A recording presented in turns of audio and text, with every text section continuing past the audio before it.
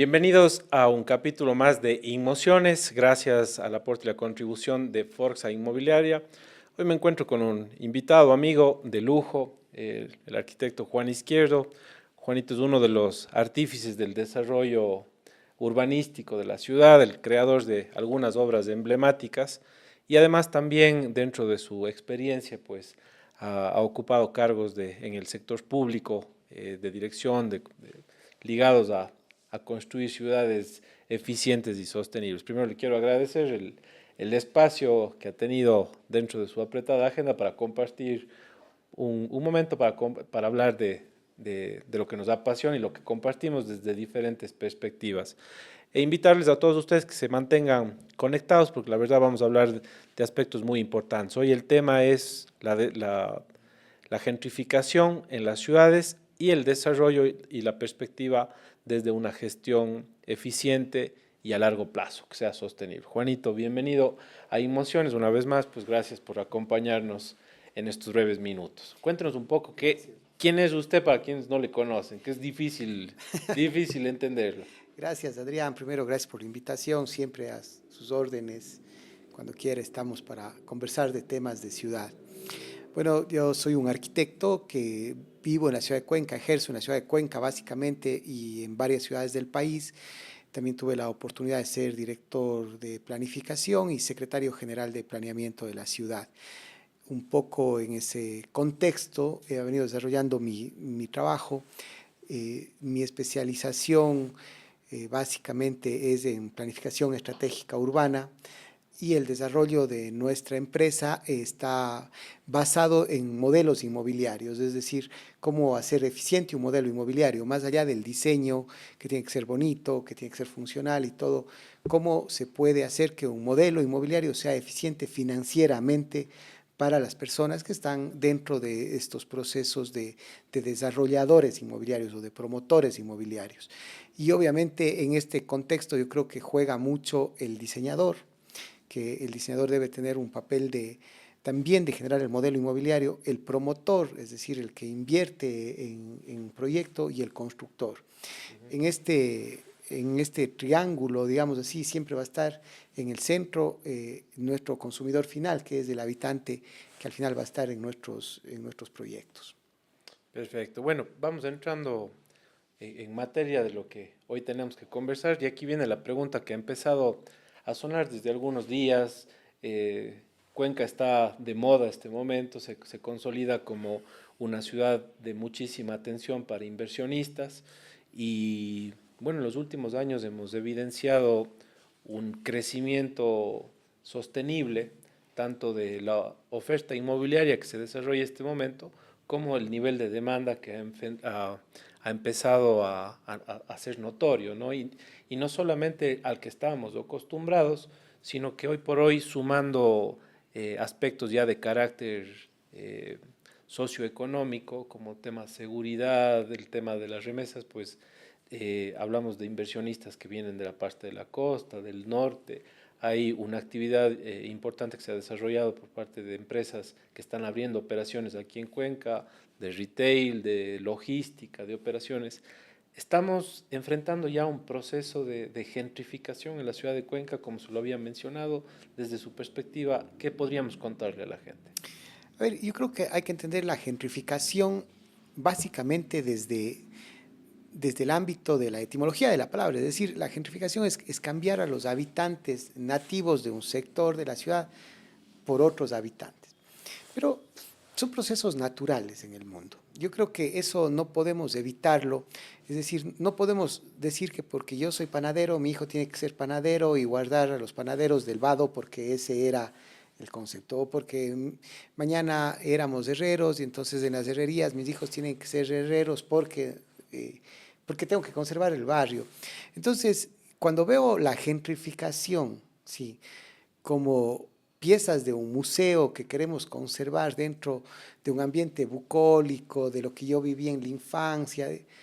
O sea, yo creo que estamos equivocados. Pero cambiar esa concepción en una ciudad tan tradicionalista como Cuenca es factible. ¿Cómo socializarla? O cómo, porque bueno, estamos evidenciando también que ya podría considerarse como una ciudad cosmopolita, tenemos siquiera unas 110 nacionalidades que nos visitan anualmente, pasamos feriados saturados de extranjeros, y me refiero en buenos términos porque Ujú. deja una dinámica económica.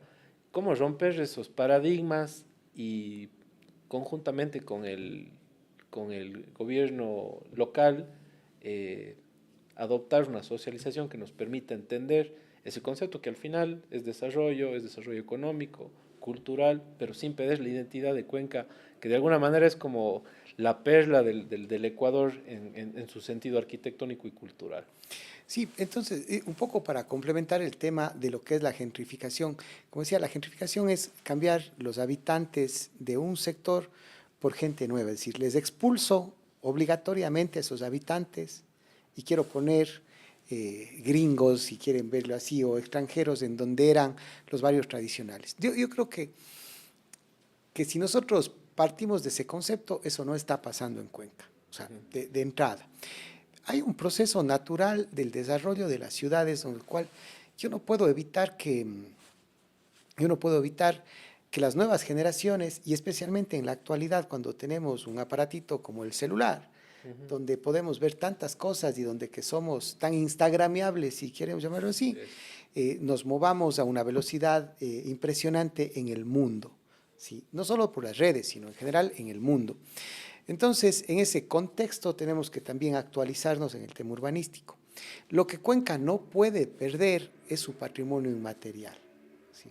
Porque yo el otro día conversábamos justamente con algunos colegas y decía, a ver, lo lindo es que yo pueda salir al Parque Las Flores y todavía conseguir flores, ¿sí?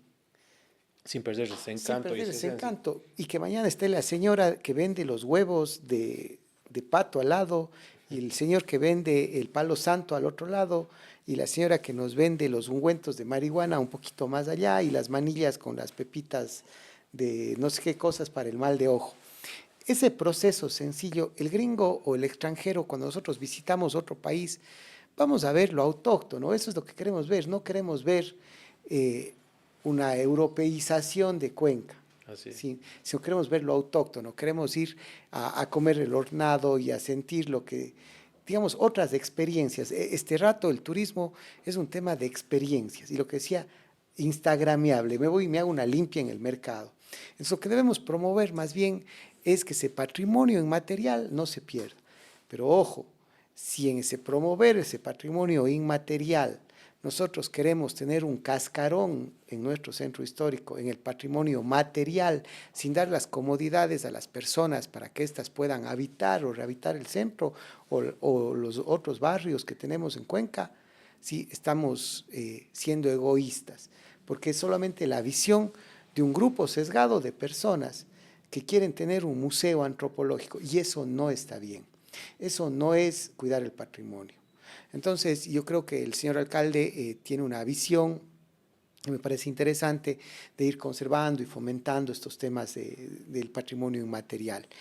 Esperemos que los funcionarios también tengan esa visión, pero que tengan una visión de que el patrimonio material tiene que adaptarse a las comodidades actuales. Es decir, no le puedo pedir a un señor de 70 años que suba 4 pisos sin un ascensor. Por supuesto. Entonces, tengo que permitir que esa casa de 4 pisos tenga un ascensor. No le puedo pedir que el señor no tenga baño y que tenga un solo baño. No, y que si para eso mañana tengo que abrir un trozo de la pared de adobe, pues tengo que permitir. O sea, también es una expresión de la actual generación sobre un patrimonio edificado. En ese contexto, la ciudad de Cuenca yo creo que está en una dinámica Equilibrada. equilibrada por el momento, pero no podemos caer, ¿no es cierto? No podemos caer ni en el extremo de votar todo por hacer algo nuevo, pero tampoco en el extremo de tener un Disney simplemente para una satisfacción egoísta de sentirme que eso es lo que yo considero patrimonio. Yo creo que hay que llegar a un punto medio, ni muy, muy, ni tan, tan, ¿no? Eso yo creo que es fundamental en el urbanismo de las ciudades. Perfecto. Bueno, habiendo tocado este tema puntual que es algo que le preocupaba a la gente y que le preocupó a muchos, también personalmente considero que es muy temprano para hablar de un proceso de gentrificación, que es un fenómeno que se ha visto ya en ciudades como España, en ciudades de México, pero Cuenca todavía no ha alcanzado estos niveles críticos. Lo que sí creo que es importante hacer un llamado, y aquí es donde nos anclamos al otro tema que quería conversar con usted, que es el desarrollo responsable. El no pensar solamente en un aspecto comercial y económico, sino plasmar, como usted dice, las necesidades y los cambios que enfrenta nuestra sociedad cuencana o la sociedad a nivel de Ecuador, de presentar atención a estos nuevos, a estas nuevas generaciones. Entonces, abordados desde este punto de vista, ¿cómo lograr el equilibrio entre ser eficiente, rentable, pero también ser coherente y responsable con el crecimiento ordenado de la ciudad, el evitar que lleguemos en algún momento a una proliferación excesiva de valores y que nos quite competitividad a nivel local, nacional e incluso regional, siendo hoy la globalización inmobiliaria un fenómeno que puede pasarle factura o puede hacerle subir como espuma a un mercado latinoamericano. Yo creo que hay que ver la experiencia de otros países, ¿no? Y yo creo que la planificación es fundamental, es decir, para mí pensar en los jóvenes es un tema básico, Adrián. Es decir, yo no puedo pensar en qué va a pasar de aquí. Yo soy un hombre de 50 años. Es decir, no puedo pensar qué va a pasar a mí en 20, sino tengo que pensar qué le está pasando a la generación de mis hijos que tienen 18. Entonces, este rato lo que está pasando en Europa, en algunas ciudades como Barcelona, como Madrid, los jóvenes no pueden acceder a la vivienda. ¿Por qué? Porque hemos entrado en un proceso, ojo, de nuestra generación, de esta generación X y de los baby boomers y lo que quieran llamar, de una avaricia inmobiliaria. Sí, Ya. pero no nos damos cuenta que les estamos dejando a nuestros propios hijos sin la posibilidad de acceder a un espacio de vivienda. Cuenca tiene una ventaja que creo que es bien interesante. A ver, Cuenca tiene un centro histórico cuya capacidad instalada de infraestructura es para 120.000 habitantes. En el año 2009 habíamos bajado a 42.000 habitantes. Hace 10 años, hace 8 años aproximadamente, habíamos llegado a cerca de 30.000 habitantes, es decir, teníamos un constante proceso de deshabitación del centro histórico. Y en la actualidad hemos subido casi a 36.000 habitantes. Eso está en el censo, o sea, podemos ir viendo los datos. Sí, pero es interesante, es decir, comenzamos de nuevo un pico. Pero fíjense que tenemos capacidad para albergar a 80.000 habitantes. Todavía en el centro histórico. Entonces, ¿qué significa eso como ciudad? Que si yo les doy las condiciones apropiadas al centro histórico, donde tengo vías de alcantarillado, agua potable, electricidad, gestión, mercados, tranvía, que puedo moverme a cualquier lado, y si yo veo un poco lo que está pasando en el futuro, o sea, solamente necesitamos que nuestras autoridades vean 10 años más, 15 años más. Las necesidades de mi generación no eran las de mis padres. Mi abuelo tuvo 10 hijos. Mi mamá tuvo 2.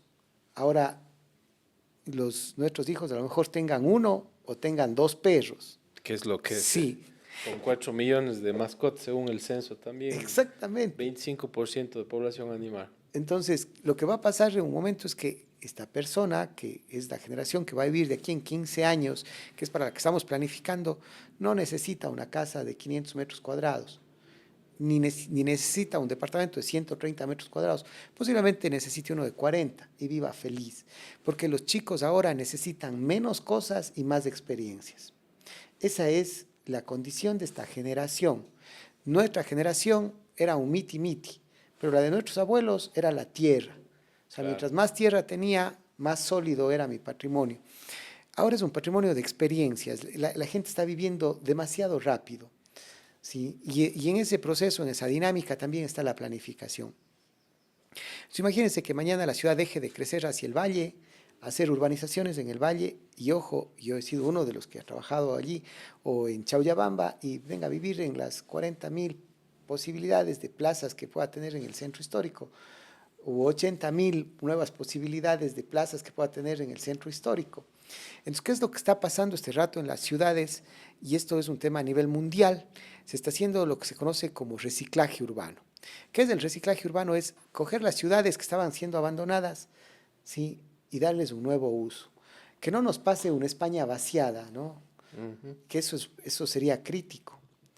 Lo que está pasando en muchas zonas, ustedes pueden conseguir en París unos chalets hermosos por $25.000 a 40 minutos de París, o hay pueblos enteros a 1 hora de España que están vacíos de Madrid, ¿sí? Que es esta famosa España vaciada, o vemos que nos dan una casa por €1 en la Toscana o en Sicilia, pero claro, no deberíamos llegar a eso. Es decir, nosotros tenemos que promover que los jóvenes de las nuevas familias rehabiten esta ciudad. Y mientras menos tengamos que crecer la ciudad, que expandir la ciudad, menos presión tenemos hacia las fronteras agrícolas y garantizamos la autonomía alimentaria. Y menos presión tendrán las fronteras agrícolas hacia las fronteras ecológicas. Y comenzaremos a garantizar el agua, el medio ambiente, los corredores biológicos, la fauna, etc. El ser humano en muchos de nuestros países y en ciudades como la nuestra, ojo, que son un poco más cosmopolitas, porque Cuenca es una ciudad milenaria, pero cosmopolita, creo que tiene una visión y una misión también. Y esa visión de ciudad va a ser una ciudad para los jóvenes. Ahora, nuestras autoridades, que somos esta generación, la que estamos viviendo, el señor alcalde, el señor prefecto, los directores, tendrán que pensar en la planificación que les toca hacer en estos años, que les queda estos 2 años, en una planificación para los jóvenes de 18. No tenemos que pensar en los de 70 ni en nosotros, tenemos que pensar en los que vienen atrás. Y esa es la ciudad que tenemos que construir. ¿Y cómo integrar para que el sector público, sin meternos ya a temas políticos ni en ese sentido, pero cómo explicarle a las autoridades del tema de densificar la ciudad, de aprovechar este equipamiento e infraestructura disponible, cómo encontrar el equilibrio para que se rompa esta fricción que existe entre lo que es la propiedad privada y la administración pública para mejorar las condiciones de edificabilidad de la ciudad? Yo creo que, un ejercicio que se hizo en época de Pedro Palacios y que el alcalde actual también lo viene llevando, pero que falta fortalecer, ¿no? Uno es centralizar más las cosas. Si mientras más nos alejamos sacando infraestructura el sector público tiene la obligación de fortalecer la infraestructura que tenemos en nuestro centro. Es decir, fíjense que es un tema bien chévere que hoy día conversaba con nuestro exalcalde Fernando Cordero y decía, estamos viviendo un nuevo momento de valorar al centro histórico. Entonces tenemos que fortalecer con la gestión, con la infraestructura, es decir, volver a llamar a nosotros como autoridades, como instituciones privadas, incluso bancos, restaurantes, farmacias, y cualquier cosa que nosotros podamos producir, poder regresar al centro. Eso va a traer de nuevo la gestión. Un centro habitado es un centro seguro. Porque antes nos conocíamos, yo vivía en el centro cuando era niño y la vecina de la tienda sabía que yo era la hija de la señora, ¿sí? El nieto del señor tal, ¿sí? Y nosotros sabíamos. Entonces uno se cuida. En la actualidad vivimos en un condominio cerrado de 50 casas y no sabemos quién vive al lado. Sí, entonces hemos perdido ese vínculo de la buena vecindad. Yo tengo justo un posgrado en seguridad urbana, pero no desde el punto de vista de ser un policía, sino cómo cuidarse entre vecinos, es decir, cómo planificar la ciudad para poder hacer eso. Y yo creo que algún día, espero que los funcionarios volvamos a entender, los directores de planificación, que, no me importa tener 15 pisos de un edificio, porque el inmobiliario no es el que va a ganar más y es el malo de la película que está ganando en los 15 pisos. Ok, señor, 15 pisos, déjeme una plaza abajo. Y en vez de tener, como es los Ordóñez Lazo ahora, una puerta llena de un guardia que está dentro, tener una plaza. ¿Y qué diablos? Tener 10 pisos, 15 pisos, 20 pisos, ¿sí? Si puedo permear el espacio privado a que se vuelva semipúblico. Pero nuestra infraestructura disponible en este momento aguantará una densificación ya a esas proporciones. Ya existe la densificación este rato de la ciudad sobre edificios en altura permite hacer eso. Es decir, yo creo que los planes maestros, que ha sido la suma de muchos alcaldes, desde Javier Muñoz Chávez, etcétera, que vinieron haciendo así una suma de buenos alcaldes hasta ahora, que sí han pensado en proyectos de ciudad. Entonces, el tema yo creo que tenemos una infraestructura apropiada. Lo que no podemos seguir haciendo es crecer desmedidamente la ciudad, o sea, el límite urbano. Eso es un tema, porque cada vez que nosotros nos vamos a hacer un proyecto en el valle, porque es más barato hacer en el valle, porque cada vez que yo restringo la altura aquí en la ciudad o restringo las condiciones, se vuelve... Me obliga a irme, exactamente. Pero lo que no nos damos cuenta es que nosotros como ciudadanos, Adrián, tenemos que pagar el ir a recoger la basura de allá, tenemos que pagar el agua potable que está allá, tenemos que pagar el subsidio del bus que se está yendo allá, ¿sí? Pero nos cuesta a todos, no le cuesta al señor que vive allá. Entonces no vemos la dimensión general. No estamos pensando como ciudad, estamos pensando, ya, pues, si el señor tiene que irse al valle, que se vaya, no tiene plata y yo sigo viviendo en la Ordóñez Lazo, en Puerto del Sol. No, usted también le está pagando el recolectar la basura, usted también le está pagando los impuestos de seguridad, de transporte, de todo eso está pagando. Cada vez que asfalta una vía, estamos pagando todos. Entonces, creo que debemos comenzar por una política, y este rato yo creo que el alcalde está en un proceso bien interesante de tener una política de rehabilitación del centro histórico, ¿sí? Y de reciclaje urbano. Y creo que ya está dando algunos pasos que son interesantes. La reforma de la remodelación del Parque de San Blas y ahora de San Sebastián le van a dar un corredor bien interesante a la ciudad. Sí. Pero bueno, ahora que menciona, siempre va a ser importante la acción o el actuar del gobierno local para incentivar, atraer flujo, atraer el comercio. Pero hay otro aspecto también que es importante, que se considera para el tema del desarrollo, que es el costo de edificar en Cuenca, y es una de las cosas que en varias ocasiones los desarrolladores manifiestan o los constructores manifiestan, y es este costo alto que se tiene que pagar para poder desarrollar nuestra ciudad. Y es a lo que me quería anclar propiamente, ¿no? Cómo desarrollar, ser eficientes y ser rentables en una ciudad que se ha vendido, creo que se le ha dado una fama de ser sumamente costosa, al menos a nivel de suelo. Y desde mi óptica comercial, la responsabilidad de este programa es justamente educarle a la gente a entender cómo se debe poner un valor correcto al suelo cuencano y al suelo a nivel nacional en realidad, porque eso es la materia prima con la que ustedes pueden desarrollar proyectos. O sea, yo creo que, a ver, ahí hay un problema. El suelo es escaso y el suelo es una materia prima no renovable. Es decir, como es escaso y no es renovable, pues cada vez se vuelve más costoso. Y Cuenca, o sea, que tengan una idea, en casi todo el mundo, y le hablo incluso ciudades del Ecuador, el suelo debería costar máximo el 20% del valor de una unidad de vivienda. El 20%. O sea, debería, máximo, ojo, Ya. Debería ser el 10, el 12, pero máximo el 20. En Cuenca, el suelo puede llegar a costar hasta el 120% del costo de la unidad de vivienda. Es decir, fíjense una cosa, les voy a poner un ejemplo clarísimo.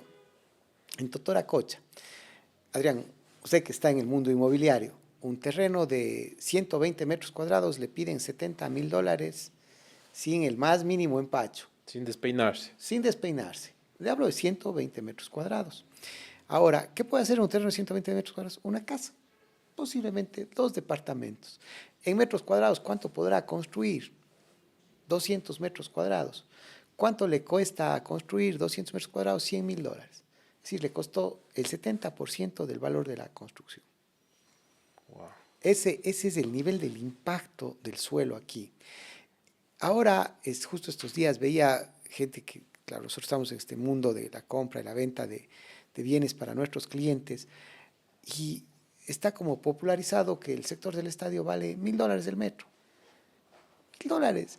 Entonces, cuando yo le digo, ok, ya, chévere, cuesta $1,000, ¿usted estaría dispuesto a pagar $3,000 el metro cuadrado de un departamento? No, es que son unos ladrones. No, señor. El problema es que el rato que usted puso a $1,000 y se puede hacer solo 7 pisos, el costo de la alícuota de suelo por departamento se va a $30,000, $40,000. Solo el costo de dividir ese suelo para un departamento. Claro. Entonces, lo que estamos haciendo es haciendo que claro, vendo este rato en $1000, posiblemente gano este rato, pero con eso no me puedo comprar un bien, o no le puedo comprar a mis hijos un bien, o posiblemente mis nietos no puedan comprar un bien. Entonces es el pan para hoy y el hambre para mañana. Así es, y justamente de eso es lo que dábamos el preámbulo inicialmente ya para ir cerrando, porque nos podemos ir de largo hablando de un montón de cosas y de desafíos que se necesitan para ser eficientes y ser responsables, porque desde toda arista de este maravilloso y apasionante mundo, pues existe una responsabilidad y es justamente frenar el tema especulativo, ¿no?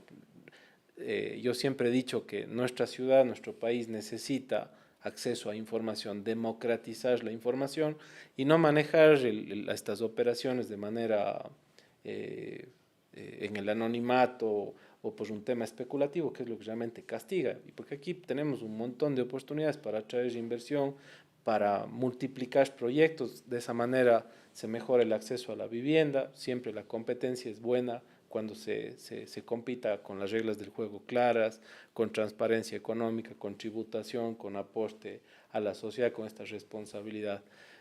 Vamos cerrando, me gustaría que usted le deje el mensaje a quienes puedan ver este capítulo sobre las tres principales consideraciones que usted como desarrollador son como su guía para el momento de presentar o de plasmar un proyecto inmobiliario. ¿Qué es lo que más pesa para usted en el momento de generar ese producto y ponerlo disponible a la ciudadanía? Bueno, yo creo que, a ver, si pudiera resumir en tres condiciones, la ubicación es básica, es decir, que tenga la accesibilidad necesaria. Como les decía al principio, cada vez la gente va prescindiendo mucho de cosas, se va prescindiendo del vehículo, va prescindiendo de muchas cosas, pero es decir, la accesibilidad al transporte público es fundamental y la accesibilidad a los servicios es fundamental, por lo tanto, la ubicación yo creo que es básico. Eh, Creo que un punto que siempre va a ser valorado es las visuales que podamos tener, es decir, el acceso al paisaje, que es fundamental, y cada vez que estamos más cerca de un parque, Un río. de un río, de una quebrada, de un espacio verde, eso es fundamental porque eso le da un plus, ¿sí? Y el precio que termina siendo bastante, digamos, al final del día, digamos, es uno de los elementos que más influye en el tema, es que sea accesible a lo que pueda pagar nuestro cliente final. Es decir, no es el precio que yo quiera ponerle, porque yo creo que cuando la gente dice, es que yo voy a comprar un terreno y voy a hacer aquí un edificio y voy a vender a $2000 el metro, ojo, ¿qué es lo que le digo a mi cliente? Su cliente puede pagar los $2000, ¿sí? ¿Cuánto es el nivel de endeudamiento del segmento al que usted quiere ir? No importa que sea, que esté socioeconómicamente hablando bajo, medio, alto. Es decir, el Ecuador tiene una división y en los últimos años ha cambiado muchísimo en la época de los dos últimos presidentes, pero nosotros tenemos un 72% de la población ecuatoriana, en Cuenca es un poco menos esta diferencia, que vive bajo la línea de la pobreza y apenas el 28% es clase media y clase alta. Y de ese 28%, hasta hace 5 años atrás o 7 años atrás, el 3% era clase alta. Llámese clase alta aquel que gana más de $100,000 al año. Ojo. En la actualidad son apenas el 10%, el 2% clase alta, ¿sí? Y el 26% es clase media. Y clase media es alguien que tiene un salario de $1,500 al mes. Entonces, ¿cuánto puede acceder esa persona? Son $500 para comprarnos a nosotros nuestro producto. Entonces, cuando planificamos, tenemos que pensar si es que nuestro posible cliente en el target que estemos está en la capacidad de pagarnos ese precio. Buscar las otras dos condiciones, sí, pero el rato que no podemos pagar, poco a poco los terrenos que están en el mercado van a ser descartados y vamos a entrar en un proceso de deflación que ya nos pasó hace 3 años, es decir, cuando subió de golpe los terrenos y de pronto se dieron cuenta de que la gente no comenzaba a pagar y y que claro, han subido las tasas de interés y todo el tema, y que la gente prefería tener la plata en el banco que invertir en el sector inmobiliario porque era más rentable, Que ahora también lo estamos. que ahora lo estamos viviendo también. Ha bajado un poco y va a comenzar a bajar un poco con lo que ha pasado en Estados Unidos, pero ese es un proceso que va a hacer que tenga un proceso de deflación en los temas, en el tema de suelo en las ciudades. Excelente, Juanito. Bueno, un agradecimiento una vez más por el tiempo, el conocimiento y la predisposición para este tema que nos relaciona de alguna manera. Y a todos quienes tengan la oportunidad de seguirnos, pues no olviden comentar, sugerirnos, agradecerle a Forza Inmobiliaria, quien es la empresa que nos permite estar con ustedes esta tarde, y resumir en 3 cosas fundamentales: el manejo y el impacto del suelo sobre los proyectos de desarrollo, el tema de entender la importancia de concebir el proyecto antes de construirlo, saber a quién le voy a vender, y evidentemente la responsabilidad que nos debe caracterizar de generar nuestro campo de acción no solo desde un ámbito comercial, sino de dejar un impacto positivo para la construcción de una ciudad a mediano y largo plazo. Gracias por estar en Inmociones. Mi nombre es Adrián Rodríguez. Nos veremos en una próxima oportunidad. Un placer.